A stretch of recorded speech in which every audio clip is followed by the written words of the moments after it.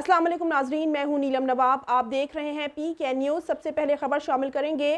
Patrolling police Gujranwala region کی کارروائیاں، ناجائز اسلحے کا ملزم گرفتار، جس کی قبضہ سے رائفل 223 بور، 2 عدد میگزین اور درجنوں گولیاں برآمد۔ سردار طاہر محمود کی رپورٹ کے مطابق S S P patrolling region Gujranwala Muhammad Waseem Dar کی ہدایت پر ڈی ایس پیز کی زیر نگرانی جرائم پیشہ عناصر پر سخت نظر رکھنے اور انسدادی جرائم کے لیے پیٹرولنگ پولیس کی مختلف ٹیمیں تشکیل دے رکھی ہیں۔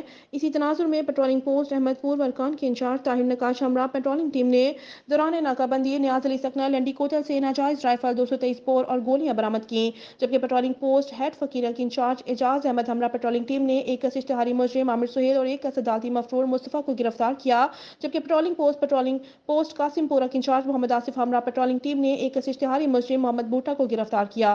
علاوہ ازیں پیٹرولنگ پوسٹ کھمبران والا اور پپلی والا کی پیٹرولنگ ٹیموں نے 2 کس ٹی او جنید اور علی حیدر کو گرفتار کیا۔ گرفتار مجرمان و ملزمان کو قانونی کارروائی کے لیے مقامی پولیس کے حوالے کیا گیا۔